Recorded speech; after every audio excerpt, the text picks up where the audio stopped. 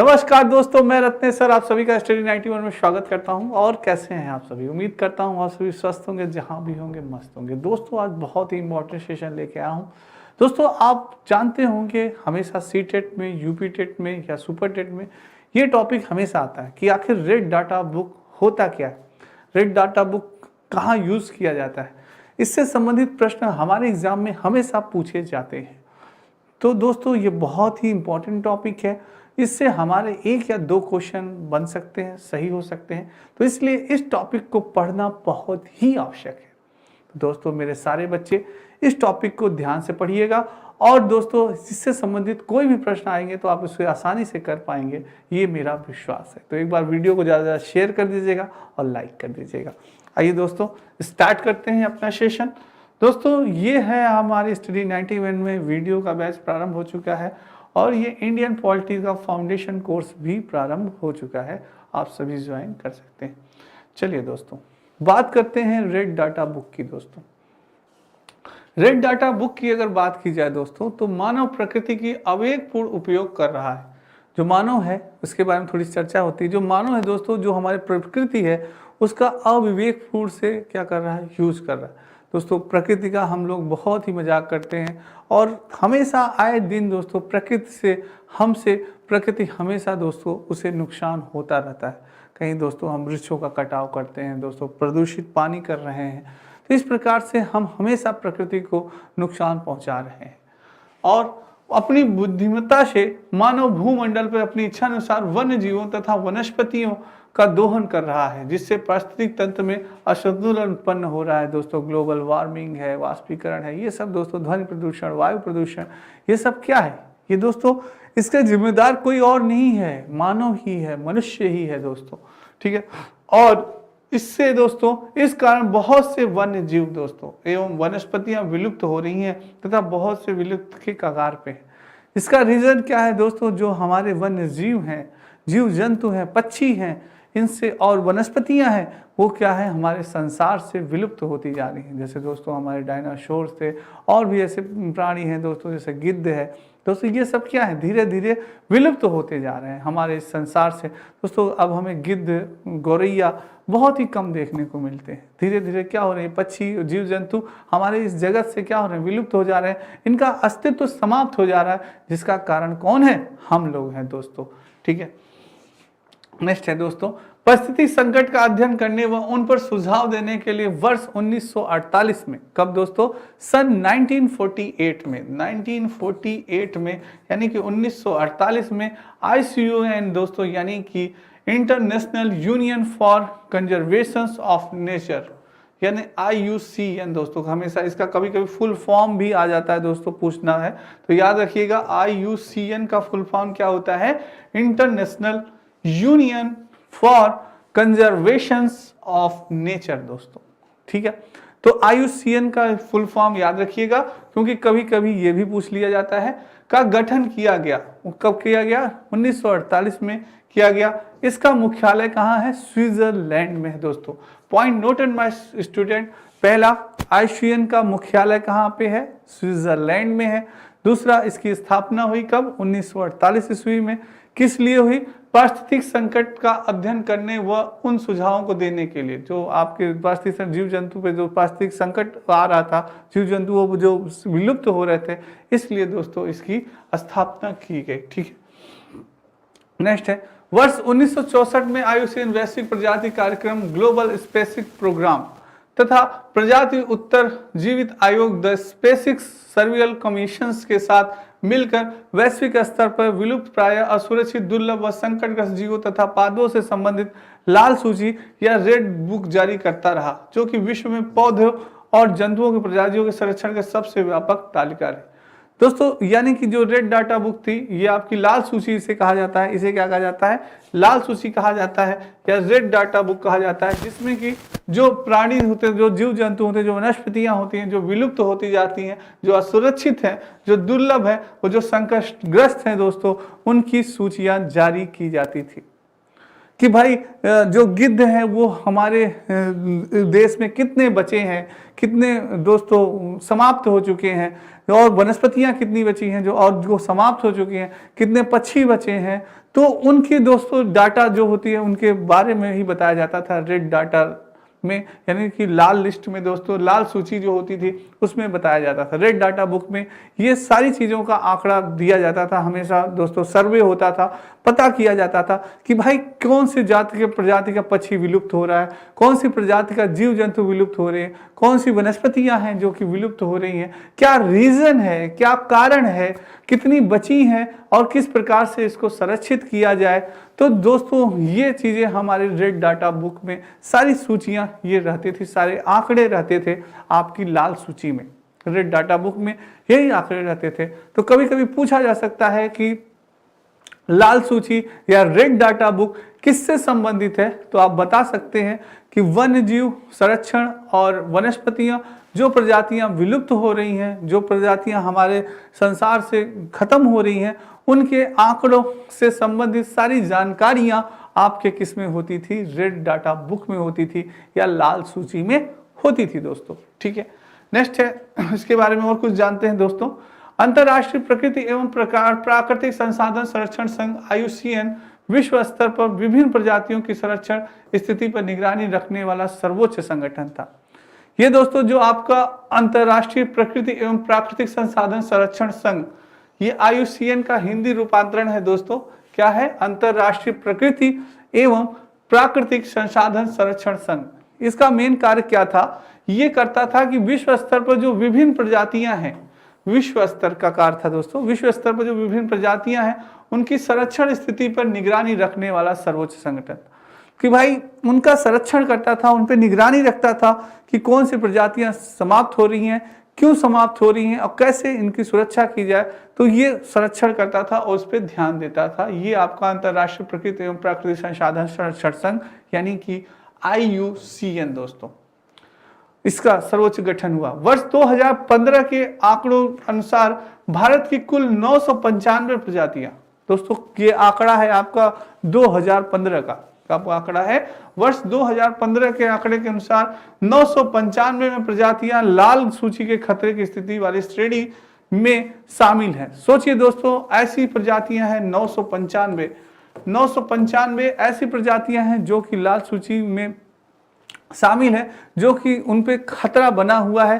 वो धीरे धीरे हमारे देश से, हमारे समाज से, हमारी धरती से विलुप्त होते जा रहे हैं। क्या होते जाते हैं? विलुप्त होते जा रही हैं। ऐसी प्रजातियां कितनी हैं? 995 हैं। सोचिए दोस्तों।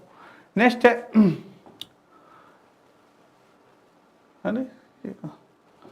995 दोस्तों प्रजातियां क्या हो रही हैं? विलुप्त होती जा रही हैं।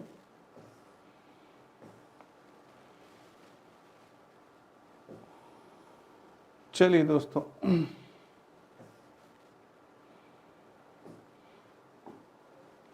ये दोस्तों e books, hand writing, PDF notes हैं आपके स्टडी 91 में दिए हुए हैं। आप इसको ले सकते हैं सारे बच्चे।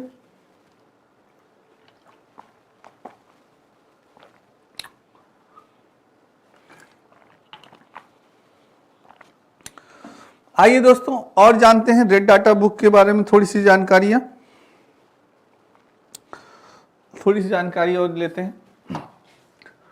लाल सूची दोस्तों, वर्ष 2021 में जारी की गई IUCN लाल सूची में अब तक दोस्तों यानी कि इकाई, दहाई, सैकड़ा, हजार, 10,000, लाख, 1,34,425 कितने दोस्तों? 1,34,425 जीव प्रजातियों का आकलन किया गया। क्या किया गया?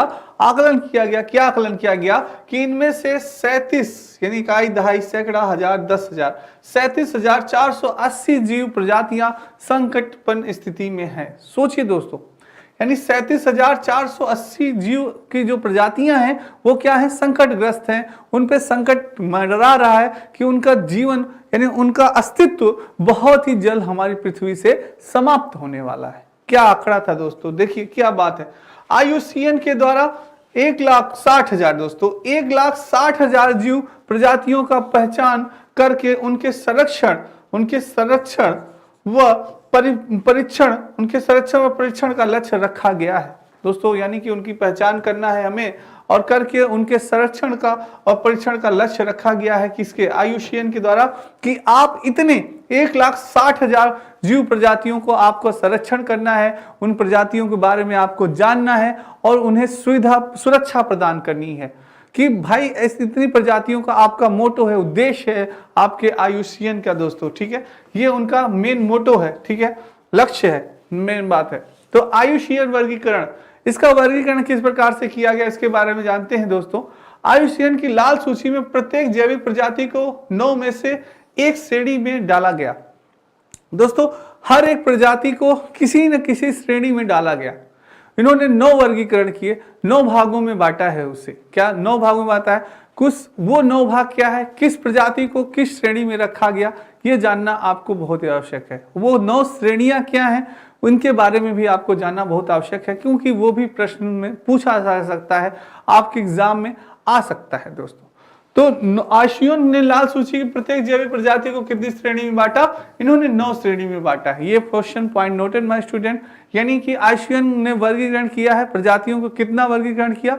9 सूची में बांटा है। कितने? 9, ठीक है, याद रखिएगा, एक श्रेणी में डाला है। इस श्रेणी के आधार उनकी कुल संख्या में गिरावट की दर, भौगोलिक विस्तार क्षेत्र तथा उनके आवास, मानवीय गतिविधियां द्वारा को नष्ट हो जाने की स्थिति के आधार पर किया जाता है दोस्तों। यानी कि इस श्रेणी में क्या किया गया, आधार माना गया उनकी कुल संख्या में कैसे गिरावट की दर, ये श्रेणी में रखा गया, भौगोलिक विस्तार क्षेत्र रखा गया, उनके आवास, मानवीय और गतिविधियों द्वारा उनके जो आवास हैं को नष्ट हो जाने की स्थिति के आधार पर किया जाता है। अब इन श्रेणियां जो निम्नलिखित हैं उनके बारे में हम जानते हैं, 1 बाय 1 एक श्रेणी के बारे में जानेंगे दोस्तों।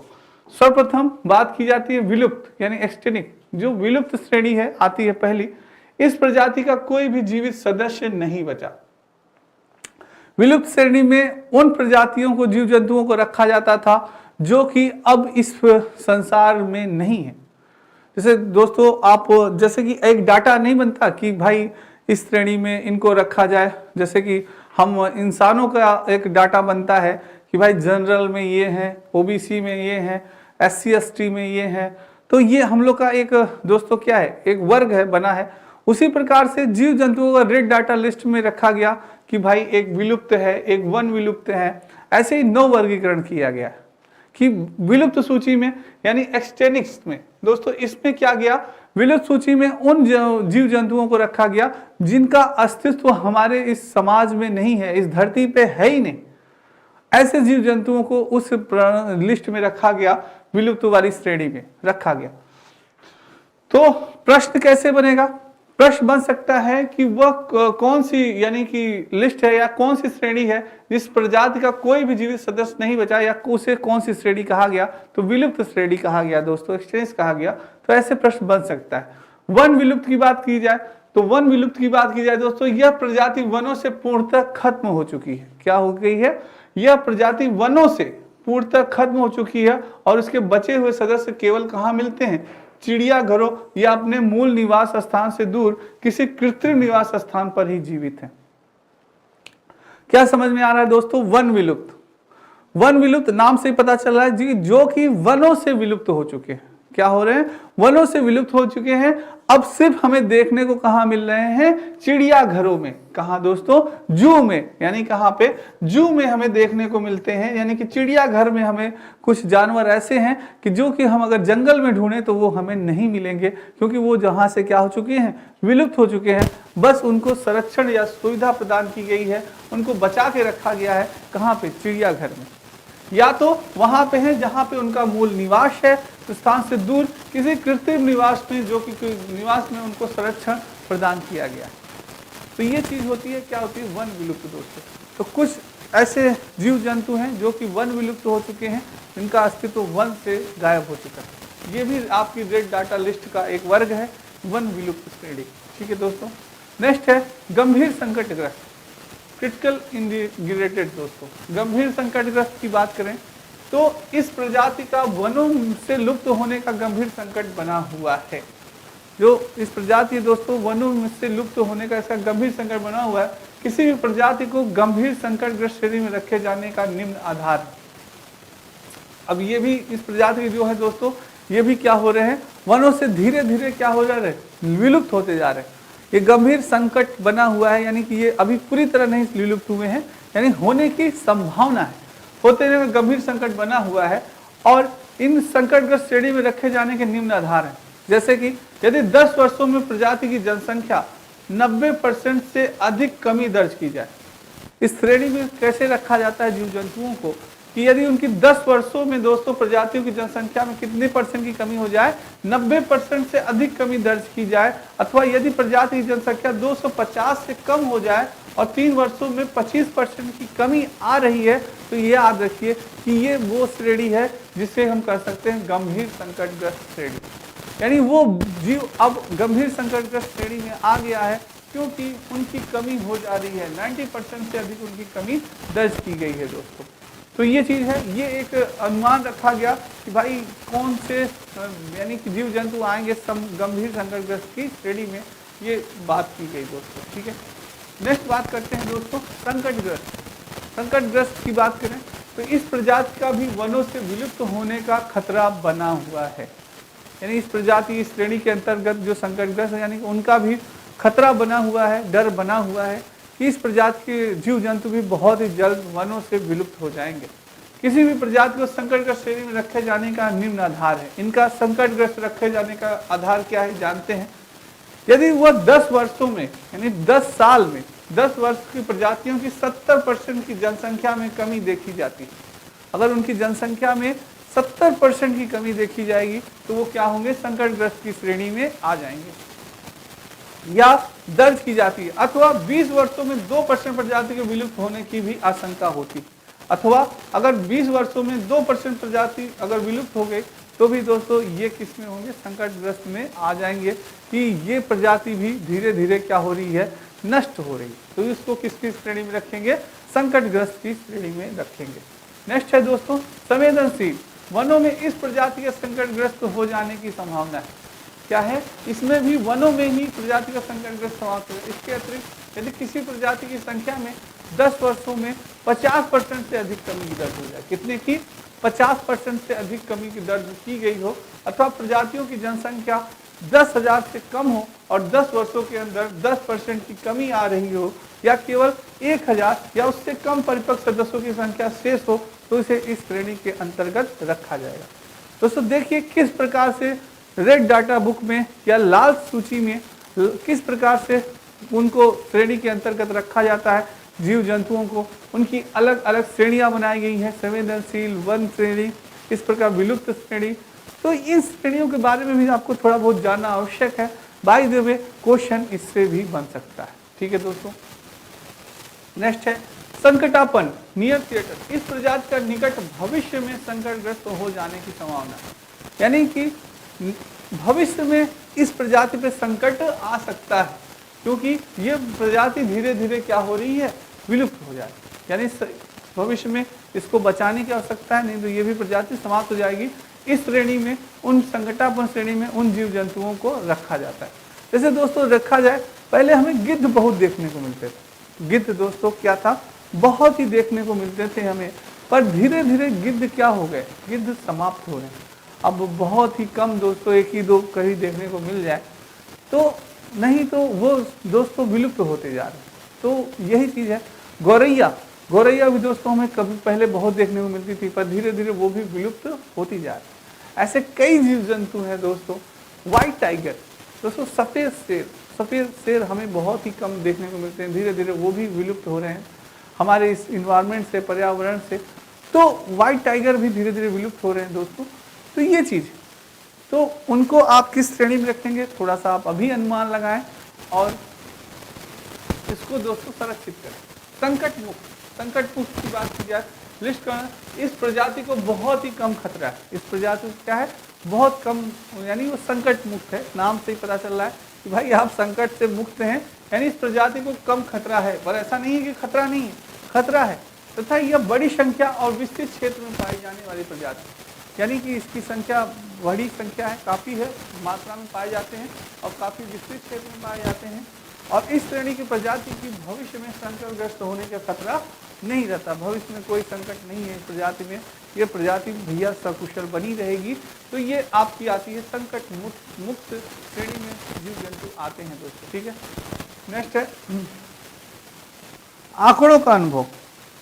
किसका अनुभव दोस्तों?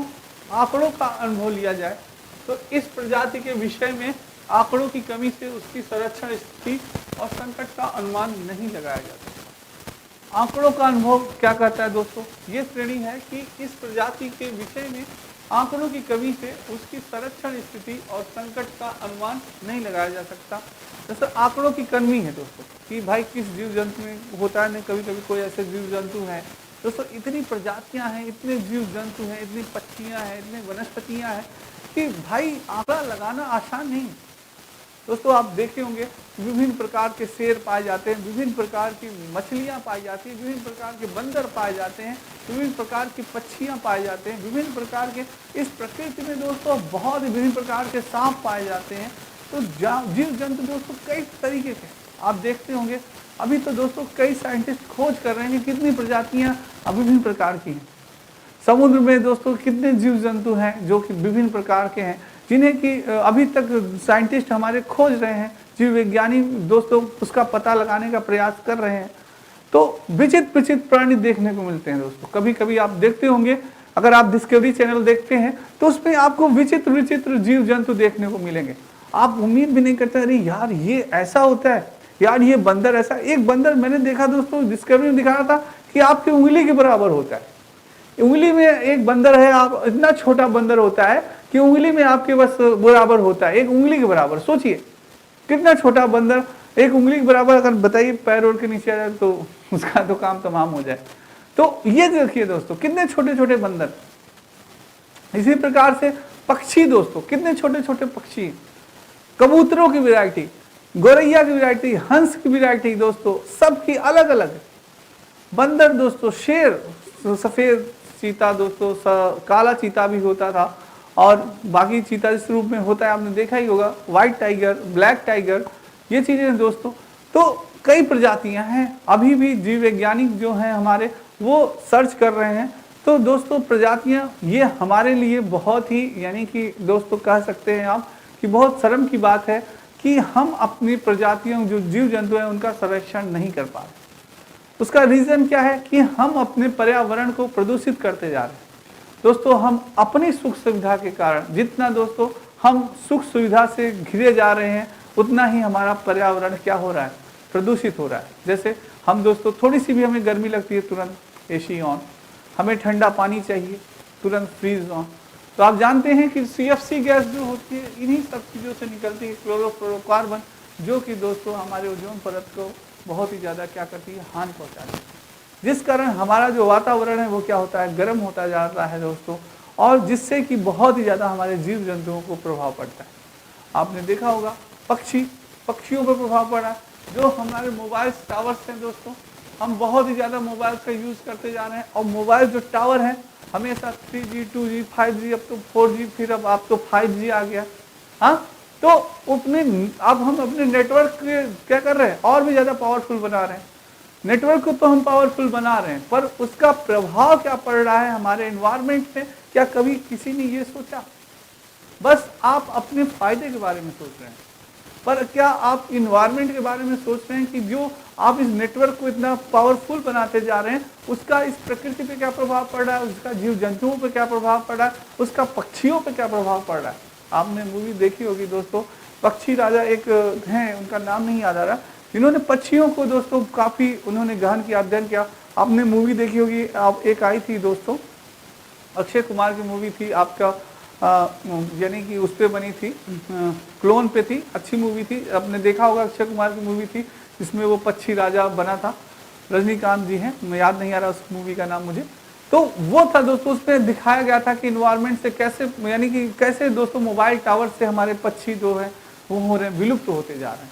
तो वो चीज़ें हैं दोस्तों, तो हम ही हैं दोस्तों हमारे इन पक्षियों के विलुप्त होने का कारण, इन जीव जंतुओं का होने का कारण। तो हमें ही प्रयास करना पड़ेगा दोस्तों, जितना हो सके तो हम कम चीज़ों को यूज़ करेंगे, तभी दोस्तों हम प्रकृति को अपने बचा सकते हैं और प्रगति है तभी दोस्तों प्रगति है, नहीं तो बिना प्रकृति के हम प्रगति नहीं कर सकते। ये चीज है। अनाकालित की बात करें दोस्तों तो इस प्रजाति के संरक्षण के संबंध में ICU के संरक्षण का आकलन अभी नहीं किया गया। यानी अनाकालित लास्ट है दोस्तों आपकी 9वीं श्रेणी नॉट इवोल्यूशन। अनाकालित दोस्तों की बात की जाए तो इस प्रजाति के संरक्षण के संबंध में अभी तक ICU के संरक्षण का आकलन अभी इस प्रजाति का नहीं किया गया है दोस्तों। ये आपके अनाकलित के अंतर्गत आता है। ये दोस्तों आपके स्टडी 91 में आपकी दोस्तों कुछ पुस्तकें हैं आ चुकी हैं, बहुत इंपॉर्टेंट है आपके लिए, आप सभी ले सकते हैं ये पुस्तकें, ठीक है। तो दोस्तों आज की क्लास आपको कैसी लगी कमेंट बॉक्स में कमेंट जरूर करिएगा, ज़्यादा से ज़्यादा लाइक करिएगा, सब्सक्राइब करिएगा और शेयर करिएगा दोस्तों। कल फिर मिलेंगे बहुत इंपॉर्टेंट टॉपिक के साथ। तब तक मेरे सभी बच्चों को राधे राधे, जय श्री कृष्ण, जय श्री राम और जय हिंद दोस्तों।